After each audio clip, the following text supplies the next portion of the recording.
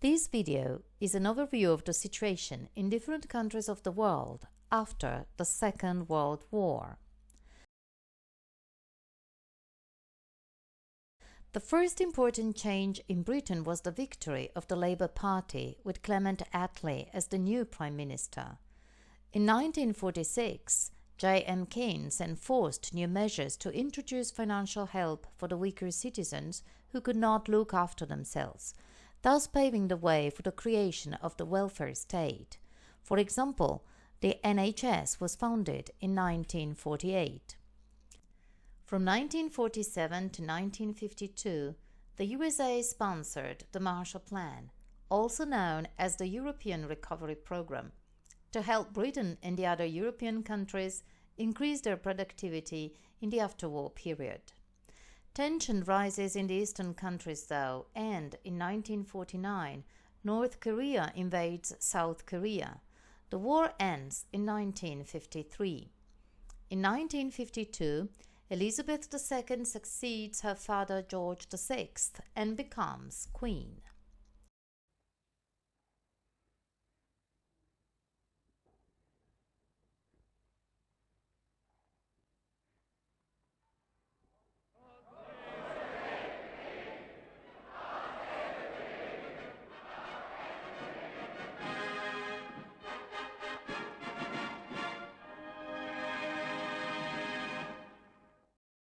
In 1949, NATO was created to guarantee the freedom and security of its members through political and military means. The member countries were the U.S.A., the U.K., and their allies in Europe. Meanwhile, a new pact is signed that unite the communist countries, the Warsaw Pact. The world is now divided into two opposing factions: the Western Bloc with the U.S.A. as its dominant power, and the Eastern Bloc, controlled by the USSR. Berlin will soon become the symbol of this division when, in 1961-62, the Berlin Wall was built. At midnight, the police and units of the East German Army began to close the border, and by Sunday morning, on the 13th of August, the border with West Berlin was closed. The wall cut off West Berlin from surrounding East Germany, including East Berlin. The propaganda of the Eastern Bloc portrayed the wall as protecting its population from fascist elements conspiring to prevent the will of the people from building a socialist state in East Germany. In those same years, Soviet missiles were found in Cuba. Roger Donaldson's film titled 13 Days dramatizes the Cuban Missile Crisis of 1962, seen from the perspective of the U.S. political leadership. The Cold War had begun with negative effects on the United States, as many Americans believed they were victims of communist conspiracies inside American institutions.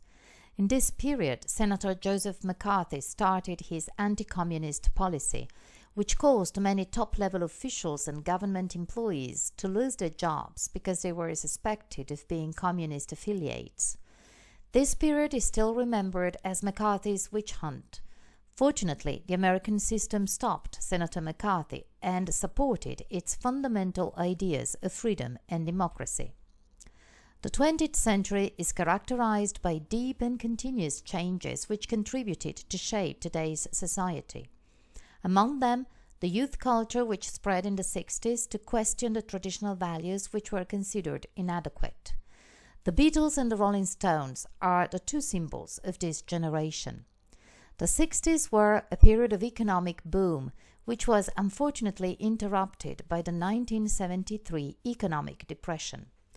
The cause of this depression was the increase of price imposed by Arab oil-producing countries. 1973 is also important because it is when Britain entered the Economic European Community, EEC, created by the Treaty of Rome of 1957. Upon the formation of the European Union, the EU, in 1993, the EEC was incorporated and renamed the European Community, EC, and in 2009, the EC's institutions were absorbed into the EU's wider framework. Among the changes which took place in the 60s, there is the abolition of capital punishment in 1965. In 1967, homosexual relationships and abortion were made legal, which means they were decriminalized. Unfortunately, in 1969, British troops invade Northern Ireland, thus causing an outbreak of political and sectarian violence, which is often seen as the beginning of a 30-year conflict. Overseas, in 1963, President JFK, a Democrat, is assassinated in Dallas. Lyndon Johnson is the new president. It is during his mandate that American involvement in the Vietnam War grew. In 1965, hundreds of thousands of American soldiers were sent to fight in Vietnam. The war ended in 1973. At home, the U.S.A. was deeply changing too. Tired of the lynching, other forms of violence against black people, and the segregation system, black citizens began their fight for desegregation by boycotting public buses in Montgomery, Alabama. In 1957, the Civil Rights Act was passed, which guaranteed black people the right to vote. However, their struggle became more determined in the 60s under the leadership of Martin Luther King and Malcolm X. The former opposed integration to segregation. The latter advocated the use of violence against segregation if all other legal means of defense failed. Martin Luther King was murdered in 1968, Malcolm X in 1965. The idea of the American frontier changed too. From the conquest of the far west, the new frontier has now moved to space. In 1969, the American spacecraft Apollo 11 landed on the moon. Neil Armstrong was the first human being to walk on the moon. Inevitably, this was part of the Cold War rivalry between the U.S.A. and the USSR. This is why Soviet Union joined the race. They actually achieved the first successful launch in 1957, orbiting the Sputnik 1, and sent the first human to space with the orbital flight of Yuri Gagarin in 1961. They also sent the first woman, Valentina Tereshkova, in 1963. Nixon's presidency came to an end in 1974 when he had to resign from office after his impeachment, due to the espionage on the Democratic Party's headquarters and the illegal contributions he had accepted to win the elections. These facts were found out by two journalists of the Washington Post. The story has been told by Steven Spielberg in The Post, a 2017 American historical political thriller film, which stars Meryl Streep as Katharine Graham, the first female publisher of a major American newspaper, and Tom Hanks as Ben Bradley, the executive editor of the Washington Post at the time of the Watergate scandal. It is after World War II that the British Empire is transformed into the British Commonwealth, an association of self-governing countries whose independence was recognized by the 1926 Imperial Conference in London.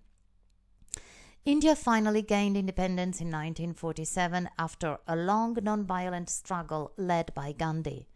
Unfortunately, Gandhi's dream of a united and peaceful India soon failed when the country was divided into Hinduist India and Muslim Pakistan. Kenya and Cyprus followed with all the other former colonies of the now collapsing British Empire. As independent countries, they soon find their own narrative voices in the new generation of writers. Salman Rushdie from India, V.S. Naipaul from the West Indies, Chinua Achebe and Ole Soyinka from Africa. Young people's discontent and their criticism of the hypocrisy of the middle-class values found its narrating voice in the plays of the angry young man and in the novels of the Beat generation. Allen Ginsberg and Gregory Corso write powerful poetry.